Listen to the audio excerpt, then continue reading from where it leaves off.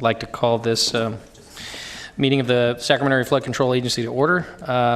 Madam Clerk, please establish a quorum. Thank you. Matt Conant, Nick Avdis. Here. Tom Barandis. Here. Brian Holloway. Here. Cyril Shaw. Angelique Ashby. Jeff Harris. Here. Rick Jennings. Sue Frost. Here. Don Natoli. Susan Peters. Here. Patrick Kennedy. Phil Cerna. Here.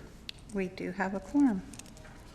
Good afternoon, ladies and gentlemen. This meeting of SAFCA is being broadcast live and will be cablecast without interruption on Metro Cable 14 and will be re-aired on Saturday, September 22nd at 2 p.m. and Sunday, September 23rd at 9 a.m. This meeting is also webcast at www.sacmetrocable.tv, and streaming video of the board meeting is available on SAFCA's website within 48 hours after the meeting. Thank you. Thank you. Please join me in the Pledge of Allegiance. I pledge allegiance to the flag of the United States of America and to the republic for which it stands, one nation, under God, indivisible, with liberty and justice for all. At this point, I'd like to open it up to public comments on items not on the agenda. Seeing none, please call the first item. Our first item is the Executive Director's Report for September 20th, 2018. Okay, good afternoon. Chair Avdis, members of the board. Just a couple of things. Last week was actually a very active week in DC as far as Corps of Engineer activities.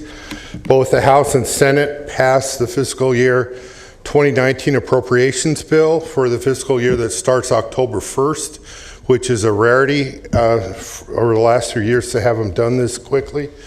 We'll have to see if the president signs it. There's been some discussion about him not being completely happy with some of the appropriation bills, so we'll see what happens there. But in the bill, it includes $42 million to continue construction on the Natomas project.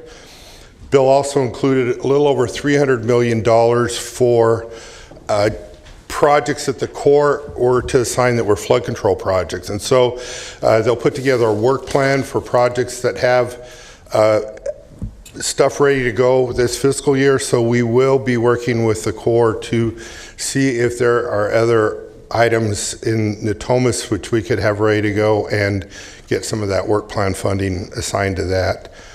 Additionally, Congress did put a prohibition in this bill of spending any money for implementing any movement of the Civil Works program out of the Corps. They can still study it, but they can't implement it with funding from this year's appropriations bill. So we know we've got at least one more year where we're some certainty there. Also last week, both the House and Senate passed their versions of the WARDA bill for 2018. They're calling it the American Water Infrastructure Act.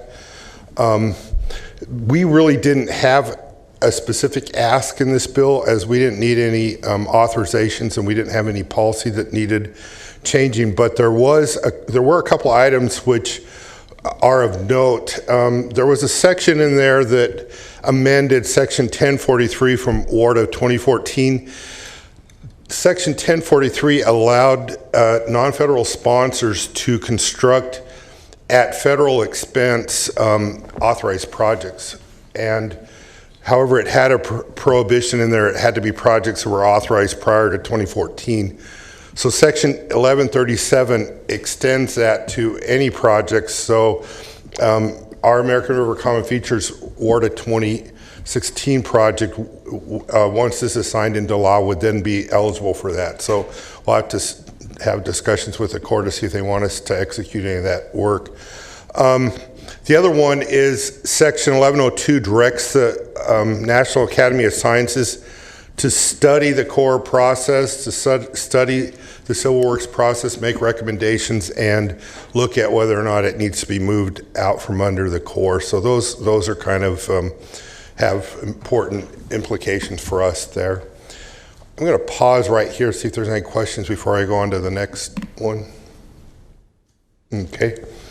So then recently we've had a couple of the members of the American River Flood Control District Board that have passed on, and both of them have been very instrumental in working with SAFCA. And asked Tim Washburn if he'd come, and he's worked a long time with both these individuals. So Tim's going to come up and say a few words about them.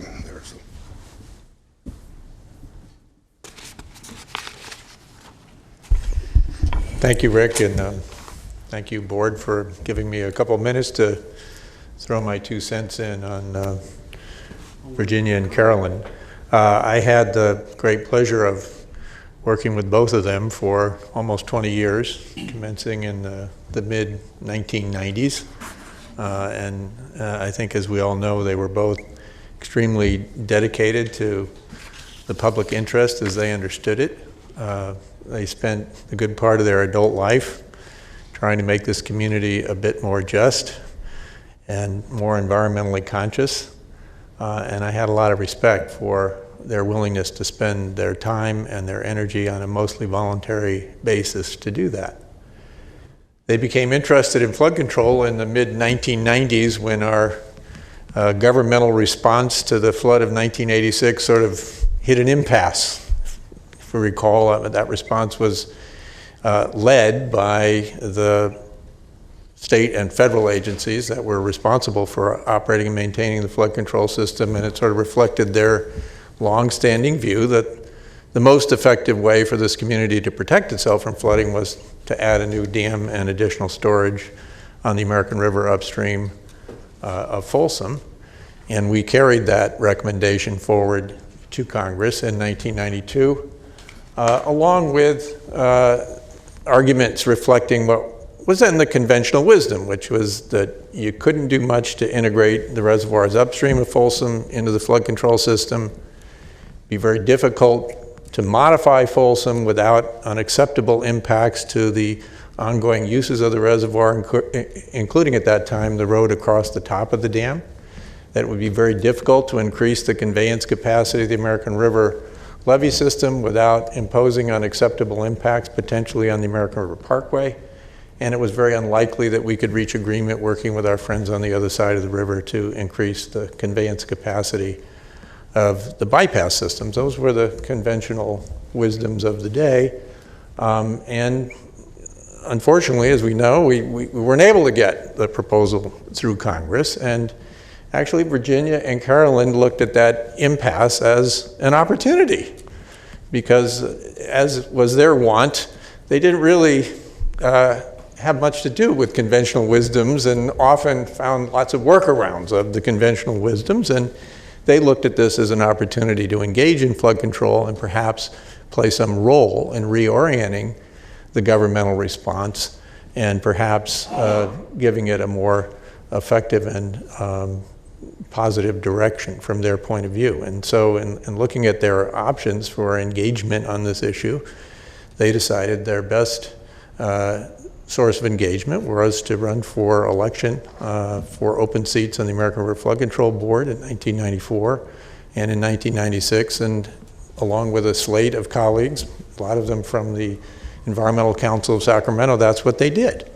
And they ultimately established a board majority on that board that was very favorable to a different approach to flood control, and they reflected that during their many years as representatives of that board on SAFCA, and played, I think, a very important and substantial role in fleshing out what has become the comprehensive flood plan for protecting Sacramento that we are now pursuing, and that is widely supported in the community, supported by the state and federal agencies, and now, as we can see from Rick's report, also supported by the Congress of the United States. And this is an example of where I think citizens who have come forward, largely grassroots, largely with an idea of how something might be done differently, found a way to engage the process, and I think had a profound impact on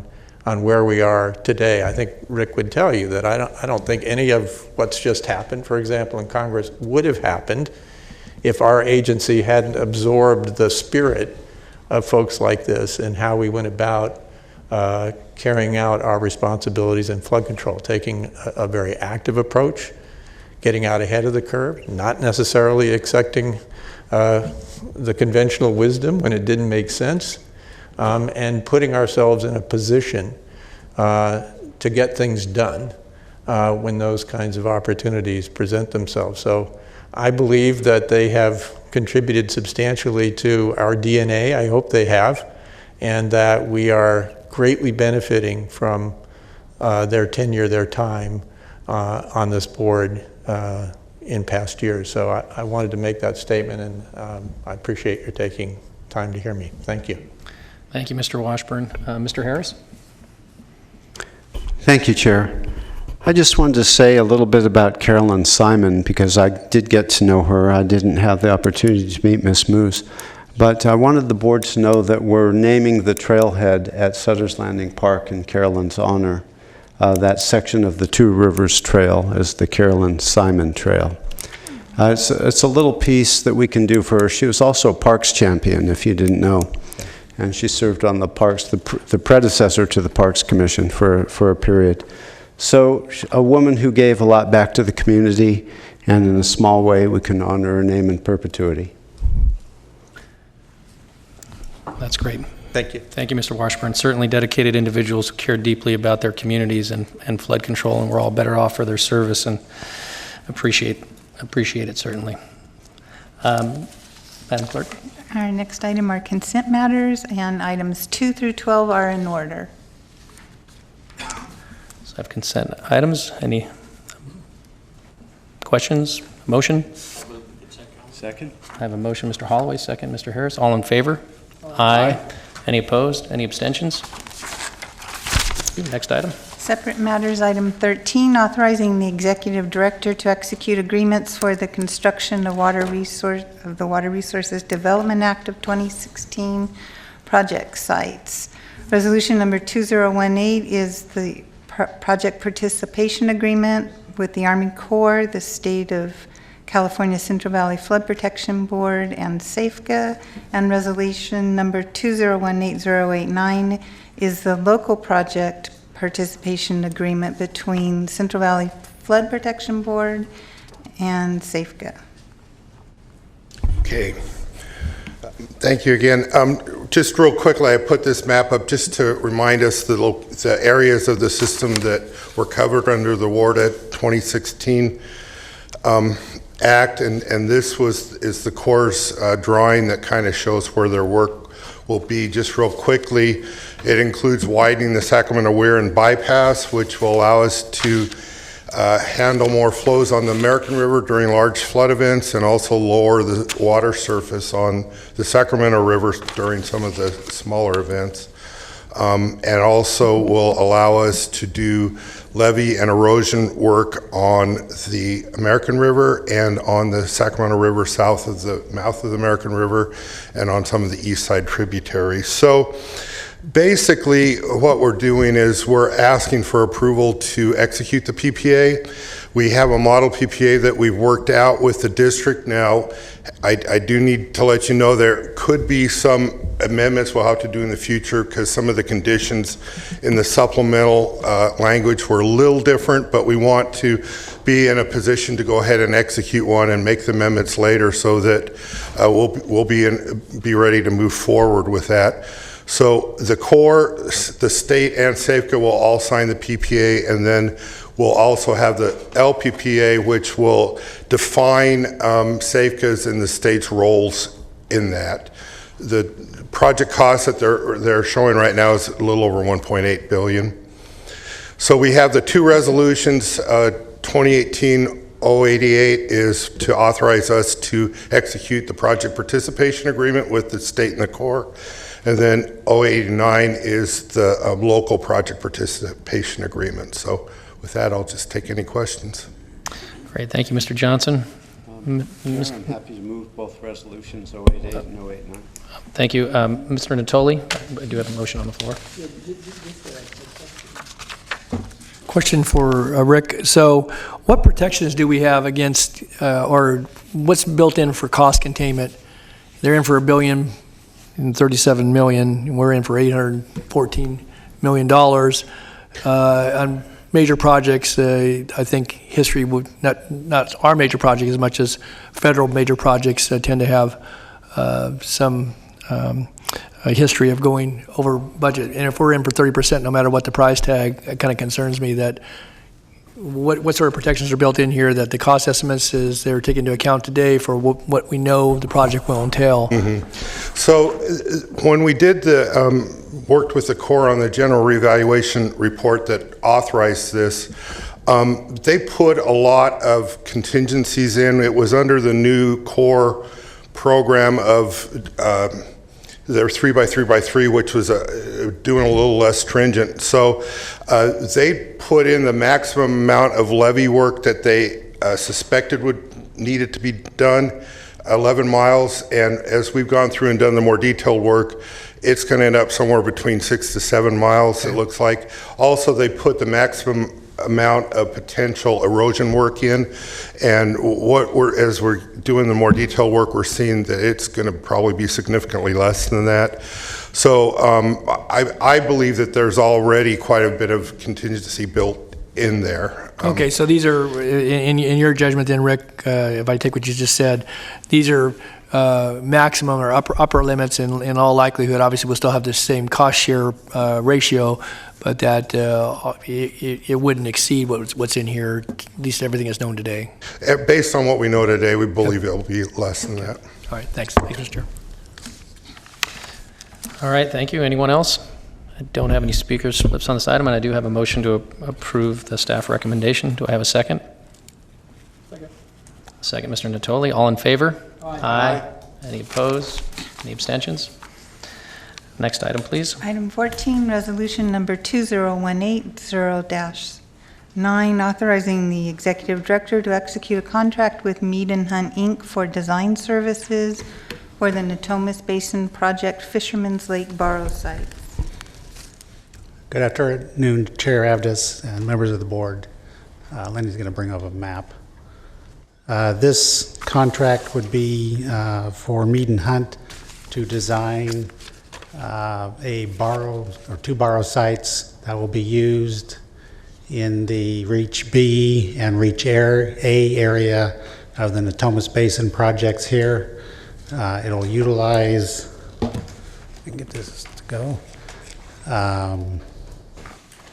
the Johnson Ranch and Witter Ranch properties that would be used and excavated to produce borrow for the levee improvements on the Reach A and Reach B work that the Corps would be constructing.